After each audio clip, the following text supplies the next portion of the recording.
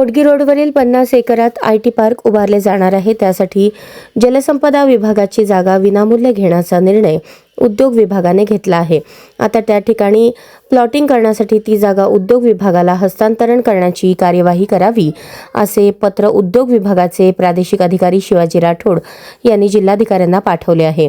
सोलापूर शहर जिल्ह्यात अभियांत्रिकीची 15 महाविद्यालये असून त्यातून दरवर्षी साधारणतः 6,500 अभियंते शिक्षण पूर्ण करतात।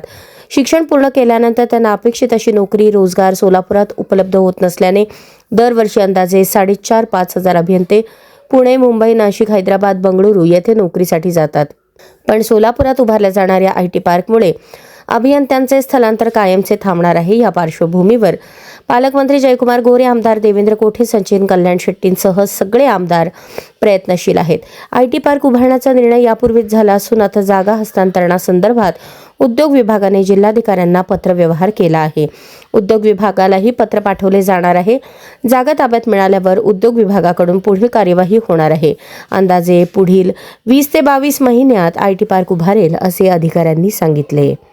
सोलापूर जवळील होडगी रोड परिसरातील 50 एकर जमीन जलसंपदा विभागाची आहे। सध्याच्या रेडी रेकनर दराप्रमाणे ती जागा देण्याचे विभागाने निश्चित केले आहे, परंतु उद्योग विभागाने ती जागा IT पार्कसाठी विनामूल्य घेण्याचा निर्णय घेतला। त्यामुळे आता सोलापुरातील IT पार्कसाठी जागा विनामूल्य द्यायची की रेडी रेकनर दराप्रमाणे द्यायची याचा अंतिम निर्णय जलसंपदा मंत्र्यांच्या अध्यक्षतेखालील नियामक मंडळात घेतला जाणार आहे।